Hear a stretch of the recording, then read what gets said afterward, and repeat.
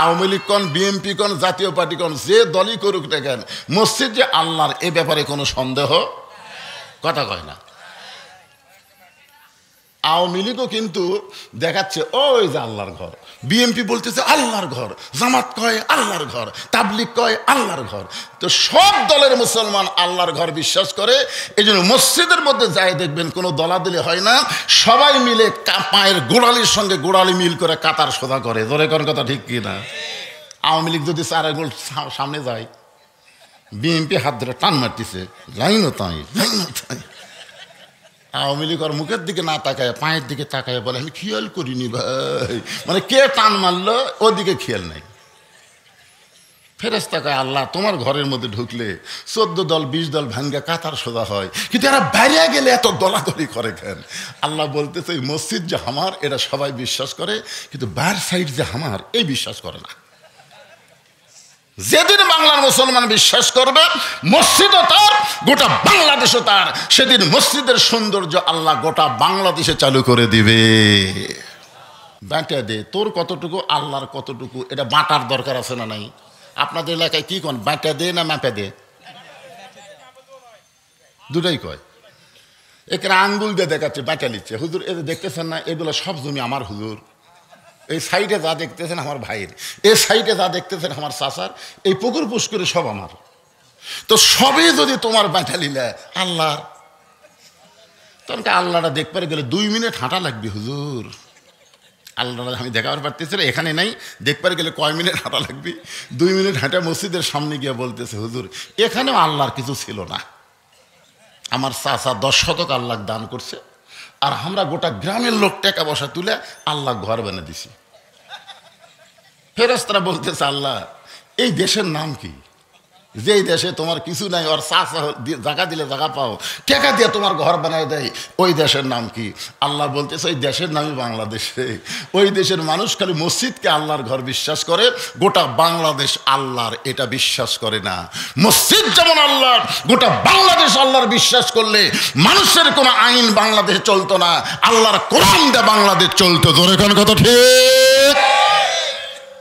যেরকম আমি অনেক মাহফিল আওয়ামী লীগদের বলি যে ভাই তোমরা যারা বাংলাদেশে আসো, ওই লুকানো নেতার কথা শুনে এই লকডাউন শাটডাউন তোমরা করবো না, কারণ ওরা তো আছে সেফ জায়গায়। ধরে কোন জায়গায় কথা কন না কেন? এই যারা মাঝে মধ্যে বিবৃতি দিচ্ছে ফেসবুকে, এরা বাংলাদেশে আসে, ওরা লুকা থেকে বলতেছে লকডাউন শাটডাউন, এই কথা শুনে কতগুলা চামচে গেছে ভাই, পাশা লাল। ধরে কোন কি লাল? গোপালগঞ্জ থেকে ঢাকা বাসের ভাড়া বসা থাকলে 500 আর খাড়া হলে 1000। বসা থাকলে কত আর খাড়া হলে 1000, কারণ এমন বেড়াচ্ছে বসবারই পারতেছে না। বসলে 500 ভাই, আর খাড়া হলে 1000। কি জন্যে? পাশা লাল। যেই দলের একটা মেম্বার থেকে প্রধানমন্ত্রী পর্যন্ত পলায় যায়, সেই দল করে যারা ভুল করছেন আজকে তারা স্বীকার করে তওবা করেন। এখন আপনাদের তওবা করার সুযোগ আছে। ধরে কোন কথা কথা বলেন, এখনই নিয়ত করেন, এখনই নিয়ত। ওটার যদি নিয়ত থাকে এখনই যান, কদ্দূর পর্যন্ত আপনি যাবার পারেন আল্লাহ দেখবি। ধরে কোন কথা ঠিক কিনা? কদ্দূর পর্যন্ত যান। মোটর সাইকেল নিয়ে বলতেছে ভাই এখন বাড়ি যাচ্ছি, যা। গোপীনাথপুরের রাস্তা তুলতি ওইদিকে ভুটভুটি মারা দিতে বাড়ি যাব, তোকে হাসপাতাল যাওয়া লাগবে। ধরে কোন কথা ঠিক কিনা ভাইজান? সময়ের গুরুত্ব আল্লাহ দিয়েছে, এই জন্য সময়ের শপথ করেছেন আল্লাহ। সময় অত্যন্ত গুরুত্বপূর্ণ একটা সাবজেক্ট। সেই সময়ের শপথ করে আল্লাহ বললেন ইন্নাল ইনসানা লাফি খুসর, নিশ্চয় মানুষগুলো ক্ষতির ভিতরে। আদর করে মানুষ আল্লাহ বানায়া কেমনি দিবেন ক্ষতির মধ্যে ফেলিয়া। বোম মারছে? হ্যাঁ আচ্ছা ঠিক আছে, অসুবিধা নাই। মানে তো এখন সময়, মোটর সাইকেলে যদি এখনই যাওয়া লাগতো, চাকা বাসলে রাস্তা নদী পড়ে যেত। ধরে ঠিক কিনা? হাই আহারে ভাইজান একটু খেয়াল করেন, আল্লাহ মানুষকে লক্ষ্য করে বলেছেন ইন্নাল ইনসানা লাফি খুসর, শব্দের অর্থ হলো নিশ্চয়ই মানুষগুলো ক্ষতির ভিতরে। আমরা যারা এখানে বসে আছি সবাই কি মানুষ? জোরে কোন সবাই কি? তাহলে আমরা কার মধ্যে? এ কথা কে বলছেন? কেন বললেন? ক্ষতির মধ্যে আমরা পড়ব না। আল্লাহ এখানে চারটা বিষয় বলেছেন, ইল্লাল্লাযীনা আমানু ওয়া আমিলুস সলিহাতি ওয়া তাওয়াসাউ বিল হক ওয়া তাওয়াসাউ বিস সবর। মাইকের সাউন্ড একটু বেশি চ্যানচ্যান করতেছে বাবা, সাউন্ডটা মিষ্টি করে দাও তো। এখানে বিষয় হলো চারটা। জোরে কোন কয়টা? খুব খেয়াল করুন আঙ্গুলের দিকে, চারটা। এক নম্বর বিষয়ের নাম হলো ইমান। ইমান যদি না থাকে গরুর গোশত খাওয়াই যাবি না।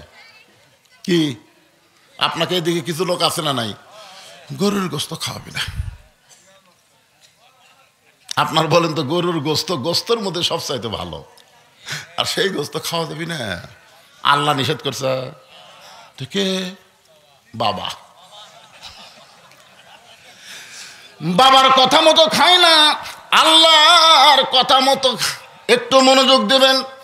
ইমান কারে কয়?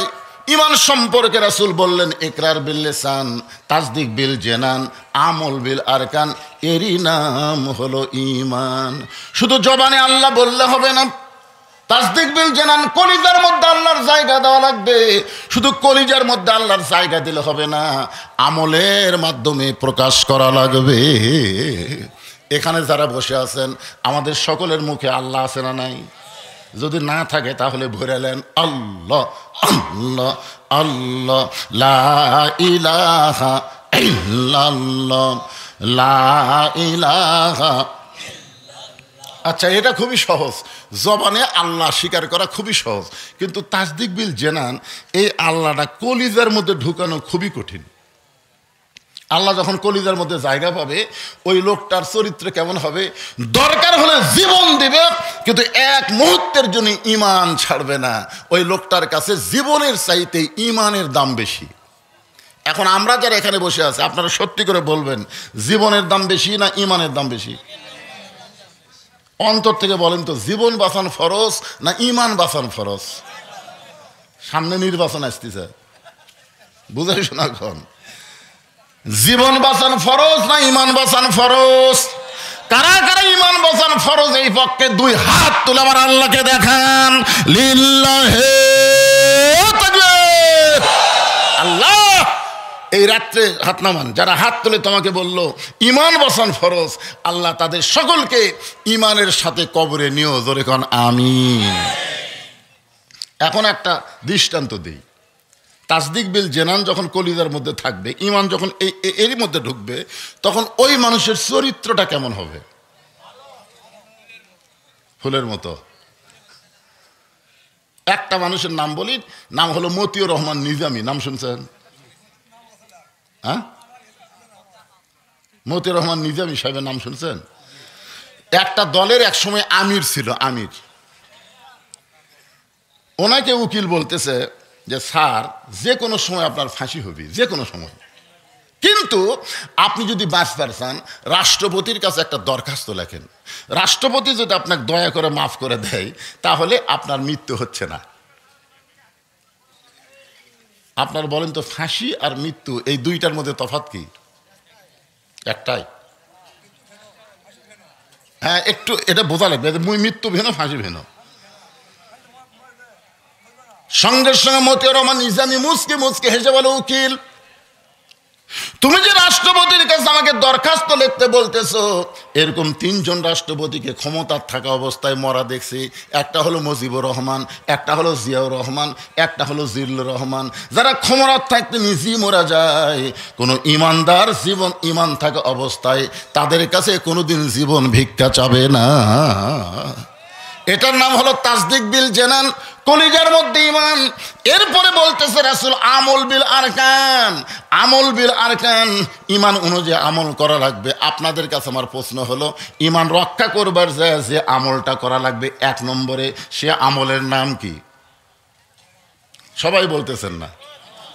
মানে যে আমল না করলে ঈমানই থাকবে না, সে আমলের নাম কি? আরো জোরে। লা সলাতা লা ইমানা। যার ঈমান, নামাজ নাই তার ঈমান নাই। এক কথা নাই রে, আবার ড্যাম কি? রাসূল বলেছেন মান তারাকা সালাতু মুতাম্মিদান ফাকাত কাফারা, ইচ্ছা করে একটা ওয়াক্ত নামাজ যারা বাদ দিল তারা অবশ্যই আল্লাহর সঙ্গে কুফরি করলো। এখন কারা কারা মাগরিব এশার নামাজ বাদ দেওয়া শুনতেছেন, আপনারা চিন্তা করে দেখেন, এক ওয়াক্ত আপনি 2 ওয়াক্ত বাদ দিলেন, তাহলে আপনার খবর কি? সূরা আসরের 2 নম্বর বিষয় হলো আমিলুস সালিহা। এখন আপনারা বলেন 42 বছর হলে আমি নামাজের ওয়াজ করতেছি, কত বছর? আল্লাহ কোরআনে 82 জায়গায় নামাজের কথা বলেছেন, আমি বক্তা 42 বছর হলে নামাজের ওয়াজ করতেছি, আর আল্লাহ কোরআনে সবচাইতে বেশি নামাজের কথা বললেন। এরপরও বাংলাদেশের মুসলমান দাবিদার নামাজ আদায় করে না। জোরে কোন কথা ঠিক কি না? এখন এই নামাজ আদায় করার জন্য বক্তার ওয়াজ দেওয়া হবে না, বক্তার ওয়াজ দেওয়া হবে না। বর্তমানে বাংলাদেশের মুসলমানকে যদি আমরা নামাজি বানাবার চাই, তাহলে আল্লাহর কোরআনে রাষ্ট্র লাগবে। কথা বলেন, সত্য কথাটা বলেন। যেই কোরআনের ওয়াজ শুনতে আইছেন ভাইজান, এই কোরআনটা আসলে কি বোঝা লাগবে না? হযরত ওমর ফারুক শুধুমাত্র আল্লাহর কোরআন দেখার জন্য, এই কোরআনটা কি নিজে তো জানি, তারপরে নিজের চোখে আবার দেখার জন্য। আপনারা তো খালি শুনাই যাচ্ছেন, দেখার মতন সুযোগ হচ্ছে না। তবে আমরা এবারে একটু বক্তারা বলতেছি, সব দেখা হলো শেষ, আগামীতে দেখব এই কোরআনের বাংলাদেশ। জোরে কোন কথা ঠিক কিনা? আমরা বলতেছি, কিন্তু দেখা হবে কিনা আল্লাহ ভালো জানে। কি সব দেখেননি আপনারা? সব দেখেননি, কিন্তু এটা কি দেখছেন? এটা খালি শুনাই যাচ্ছেন। এক এক বক্তা এক এক ঢঙ্গের ওয়াজ করতেছে, যাচ্ছেন আর বলছেন, কিন্তু এই এলাকার মধ্যে এবার কার ওয়াজ সাটলো রে? তখন বলতেছে, মানে বক্তার ওয়াজ শুনতেছেন, যে দেখার কোনো সুযোগ নেই। কিন্তু হযরত ওমর আল্লাহর কোরআন দেখার জন্যে মদিনার অলি গলি ঘুরতে গিয়ে হঠাৎ দেখতে পায় 2 পাহাড়ের মাঝখানে বিস্তীর্ণ মরুভূমি। ওই মরুভূমির মধ্যে একজন রাখাল উট আর দুম্বা চড়ায়। হযরত ওমর আল্লাহর কোরআনকে দেখার জন্য রাখালকে সালাম দিলেন, আসসালামু আলাইকুম রাখাল ভাই, আমার পেটে ক্ষুধা লাগছে, আমি উটের 1 পেয়ালা দুধ চাই। রাখাল মুচকি মুচকি হাসে। ওমর ফারুক বলে, রাখাল আমি তোমার সালাম দিলাম, তোমার কাছে উটের দুধ চাইলাম, তুমি সালামের উত্তর দিলে না, উটের দুধ দিবা কেনা সেটাও বলো না, তুমি মুচকি মুচকি হাসার কারণ কি? রাখাল বলে, পথিক আমি তোমার সালামের উত্তর দিব, উটের দুধও তোমাকে দিব, কিন্তু আগে জানতে হবে তোমার পরিচয়। তুমি যে আমারে সালাম দিলে, উটের দুধ চাইলে, তুমি আসলে কে? ওমর ফারুক চিন্তায় পড়ে গেলেন, শুধুমাত্র আল্লাহর কোরআন দেখার জন্যে আমি অর্ধ পৃথিবীর খলিফা ছদ্মবেশ ধারণ করেছি।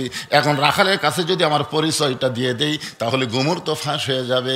ওমর যখন এই চিন্তা করতেছে, আল্লাহর কোরআন বলে, ওমর রাখাল যখন তোমার পরিচয় চাইছে, তুমি আসল পরিচয় দাও। তোমার আসল পরিচয় তুমি ওমর না, আসল পরিচয় তুমি খলিফা না, আসল পরিচয় তুমি বজলু না, আসল পরিচয় তুমি বক্তা না, আসল পরিচয় হলো মিল্লাতা আবিকুম ইব্রাহিম হুয়া সাম্মাকুমুল মুসলিমিন।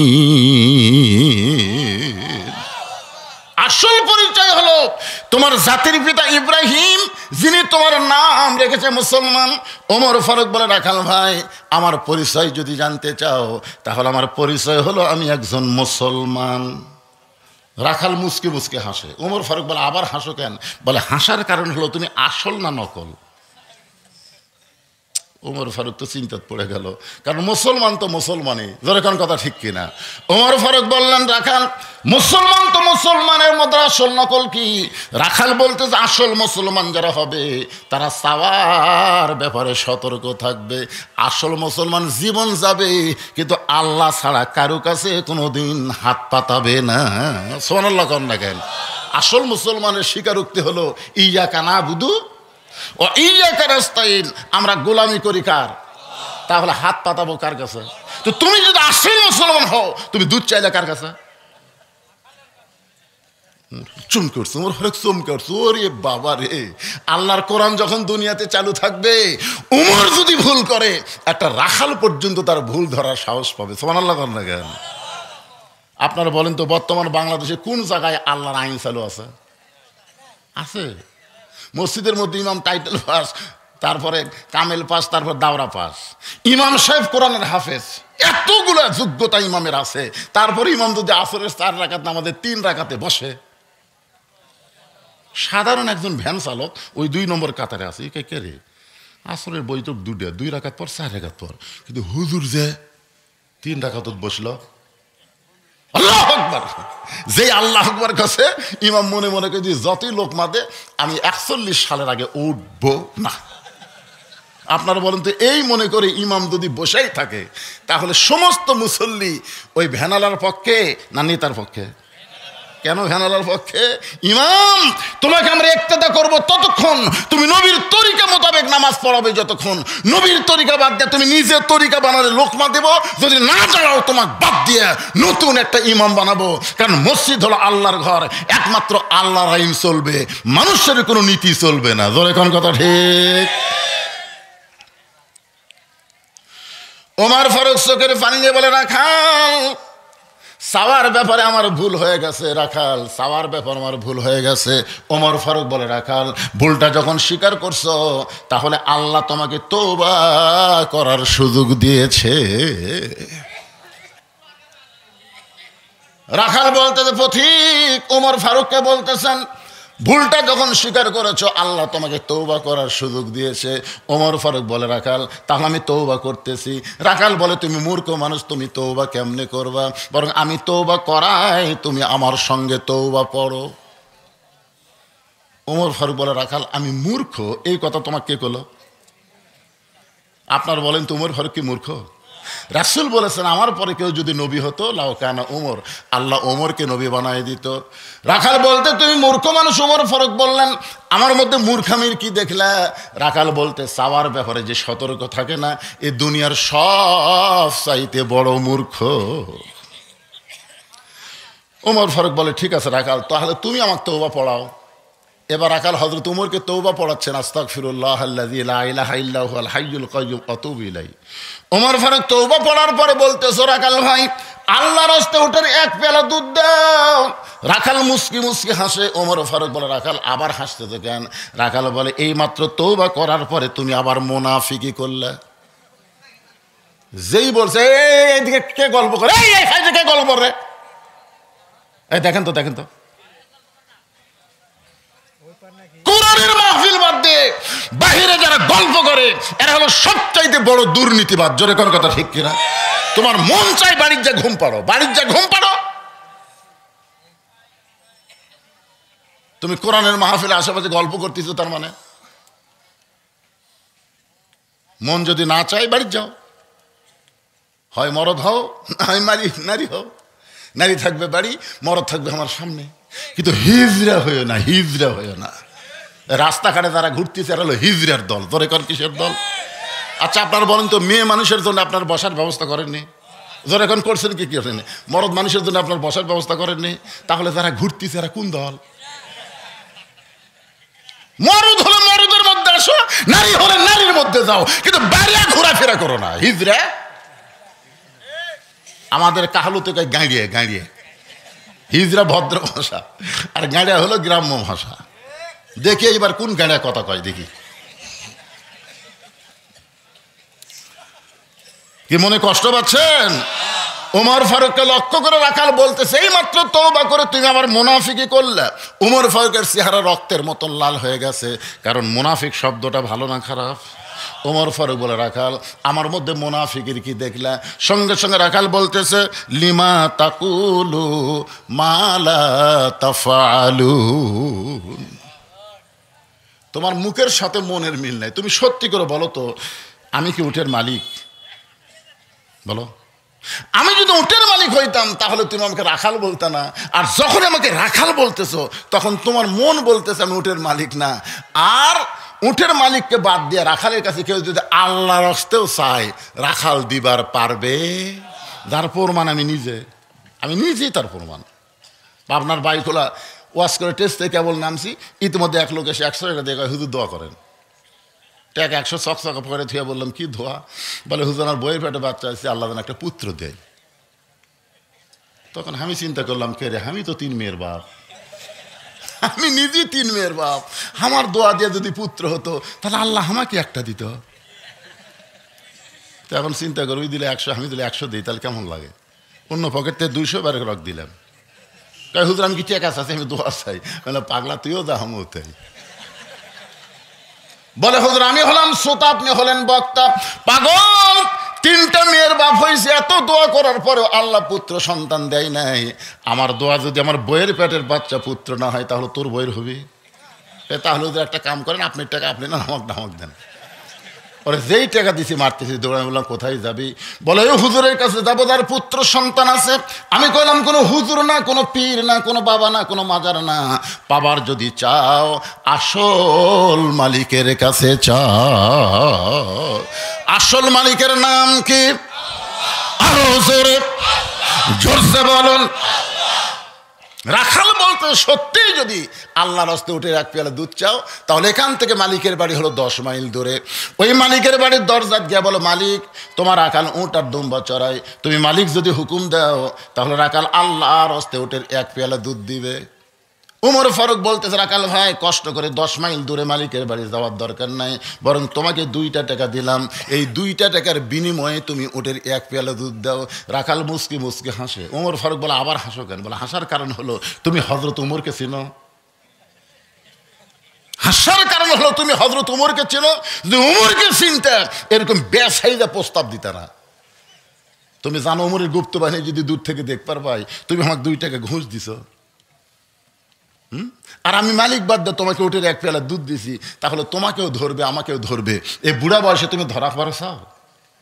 ওমর ফারুক বলে, রাখাল ভাই তাহলে চলো পাহাড়ের গুহার মধ্যে যাই, ওই গুহার মধ্যে গিয়া গোপনে তোমাকে 2টা টাকা দেব, আর তুমি গোপনে উটের 1 পেয়ালা দুধ দিবা। উমরের গুপ্ত বাহিনীও দেখতে পাবে না, আর তোমার মালিকও জানতে পারবে না। রাখাল চিল্লায় বলে, তুমি ভণ্ড, তুমি ভণ্ড, তুমি ভণ্ড। উমর ফারুক বলে, রাখাল আমার মধ্যে ভণ্ডামির কি দেখলা? রাখাল চোখের পানি বের করে বলে, পথিক ওই পাহাড়ের গুহার মধ্যে দেওয়া নেওয়া করলে উমরের গুপ্ত বাহিনী দেখতে পাবে না, আমার মালিক জানতে পারবে না, কিন্তু রাখালের আল্লাহ সব দেখতে পায়। সঙ্গে সঙ্গে উমর ফারুক মারছে দৌড়। 1 দৌড় দিয়ে পাহাড়ের পাদদেশে গিয়ে 2 রাকাত নামাজ পড়ে আল্লাহকে বলতেছে, আল্লাহ তোমার কোরআন এত সুন্দর, তোমার কোরআন যখন দুনিয়াতে চালু হয় তখন কেউ না দেখলেও আল্লাহ দেখে। এই বিশ্বাস মুসলমানের কলিজায়। ধরে কারণ সুবহানাল্লাহ। আজকে আমাদের বাংলাদেশে আমরা চারিদিকে তাকাই, রমজান মাসে হোটেলে কালো চাদর দিয়ে সমানই খাই। কে ভাই কি করতেছেন? সামনে চাদর দিছি হুজুর, কেউ তো দেখবার না। আয় আয়, আপনি জানেন আল্লাহর মুত্তাকি হবার গেলে সবচাইতে গুরুত্বপূর্ণ আমলের নাম কি? মুত্তাকি হবার গেলে রে পাখলা, উজু করার সময় রমজান মাসে জোহরের নামাজের উজু করছে, 1 ফোঁটা পানি গলাত গেছে কিনা, কেন ভাই কি রে? ভাই রে কুলি করার সময় মনে হয় দেখছেন 1 ফোঁটা পানি গেছে কিনা, ওই পানি বাইর করার জন্য ওয়াক ওয়াক করতেছে। ওই শালা আবার ঘুষও খায়, ওই ঘুষ খায় ইফতারের পরে।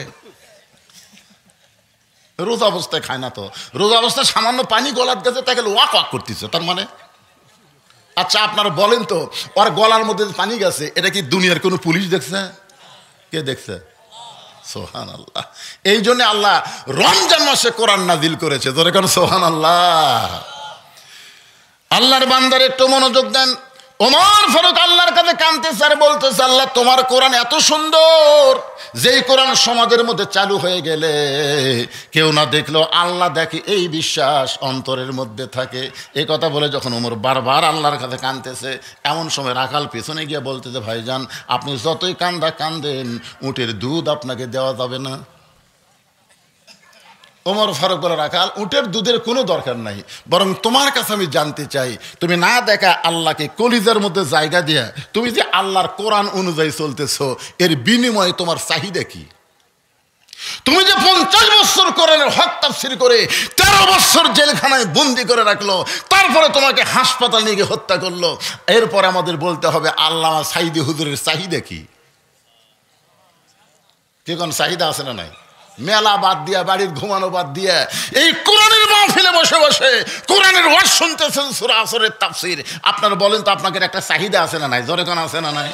ওমর ফারুক বলেন, রাখাল না দেখে আল্লাহকে কলিজার মধ্যে জায়গা দিয়ে আল্লাহর কোরআন অনুযায়ী আমল করতেছো, কেউ না দেখলো আল্লাহ দেখতেছে, এই বিশ্বাস তোমার কলিজায়, এই আমল করার বিনিময়ে তোমার চাহিদা কি? তোমার তো ভালো কোনো চাকরি নাই, ভালো কোনো বাড়িও নাই, তোমার ভালো কোনো খাবারও নাই, এ রোদে পুড়ে পুড়ে উর্দুম্বা চড়াও, এরপরে আল্লাহর কোরআন অনুযায়ী চলো, বলো রাখাল তোমার চাহিদা কি? সঙ্গে সঙ্গে রাখাল বলতেছে, পথিক আমার চাহিদার কথা যদি শুনতে চাও তাহলে আমার চাহিদা হলো রব্বানা, সকলে পড়েন, রব্বানা আতিনা ফিদ দুনিয়া হাসানাতাও ওয়া ফিল আখিরাতি হাসানা ওয়া কিনা আযাবান্নার। ওমর ফারুক বলে, রাখাল আমি মূর্খ মানুষ ভাই, আমি তোমার চাহিদার কথা শুনতে চাইলাম আর তুমি কোরআনের আয়াত শুনেলা, তার মানে? রাখাল বলতেছে, তুমি আসলেই মূর্খ। আরে পাগল, এই আয়াতের মাধ্যমে দুইটা চাহিদার কথা বললাম। এক নম্বর চাহিদা হলো মহামানব হযরত উমরকে এই দুনিয়াতে আমি এক নজর দেখতে চাই। রব্বানা আতিনা ফিদ দুনিয়া হাসানা, দুনিয়ার সৌন্দর্য হলো হযরত উমরকে আমি এক নজর দেখতে চাই। যে উমর আল্লাহর কোরআন দিয়ে রাষ্ট্র চালানোর কারণে আমার মতন রাখাল না দেখা আল্লাহকে কলিজার মধ্যে জায়গা দিবার পারছি, সেই হযরত উমরকে যদি একটা বার দেখতে পাইতাম ভাইজান, আমার দুনিয়ার চাহিদা আল্লাহ পুরা করতো। আমার দুই নম্বর চাহিদা হলো আমি রাখাল যখন মরে যাব, এই কোরআনকে আমল করার কারণে অধম রাখালকে আল্লাহ যেন জান্নাত দেয়। তাহলে রাখালের চাহিদা কয়টা? এক নম্বর চাহিদা কি? কেন?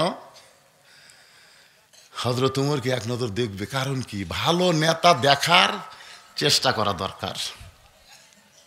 আগামীতে ভোট আছে, আছে না নাই? আপনার কোন নেতা দেখবেন? কোন নেতা? কেরে পাগলারা কথা কন না কেন? মনে করতেছেন এই দুনিয়াই দুনিয়া, এরপর আর কোনো দুনিয়া নেই? রাখাল বলতেছে, আমার এক নম্বর চাহিদা হলো হযরত ওমরকে আমি এক নজর দেখতে চাই। দুই নম্বর চাহিদা হলো আমি মারা গেলে আল্লাহ যেন আমাকে জান্নাত দেয়। সঙ্গে সঙ্গে হয়তো ওমর দৌড়ে গিয়ে রাখালের হাতটা এরকম খপ করে ধরছে, একটা খপ করে ধরি, 3 বার চুমা খাসা। রাখাল কয়, পাগল নাকি আমার ঘামা হাতে চুমা খেলা? তার কারণ ওমর ফারুক বলতেছে, রাখাল আল্লাহ তোমার 2 নম্বর চাহিদা পুরা করছে, মরার সঙ্গে সঙ্গেই আল্লাহ তোমাকে জান্নাত দিয়ে দিবে। আপনারা সুবহানাল্লাহ বলেন, কিন্তু রাখাল সুবহানাল্লাহ কয় না। ওমর ফারুক বলে, রাখাল মরার সঙ্গে সঙ্গে আল্লাহ তোমাকে জান্নাত দিয়ে দিবে, যে দুনিয়াতে আল্লাহর কোরআন অনুযায়ী চলবে, কোরআনকে মানবে।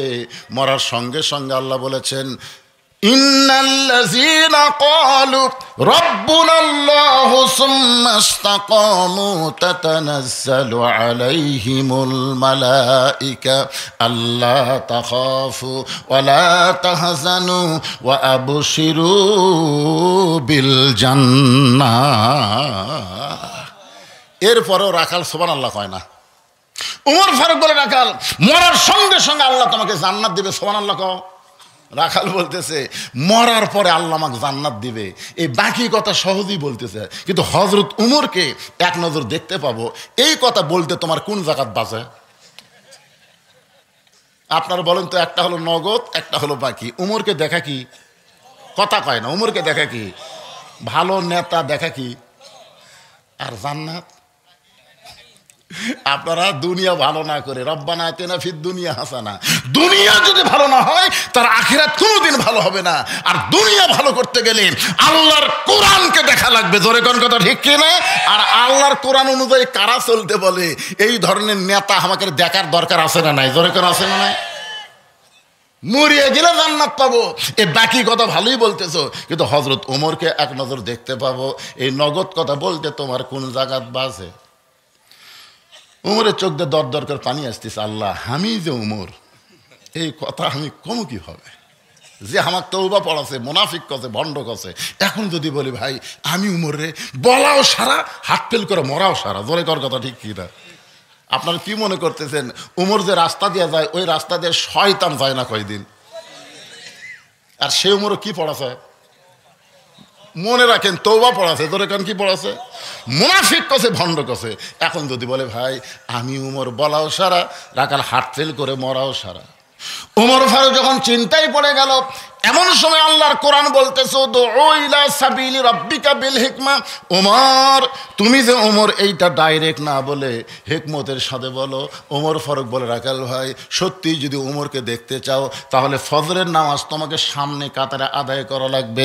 ফজরের নামাজ যদি সামনে কাতারে আদায় করো, মেহরাবের মধ্যে লক্ষ্য করে দেখবা যেই মানুষটা ইমামতি করতেছে ওই মানুষটি হলেন হযরত ওমর।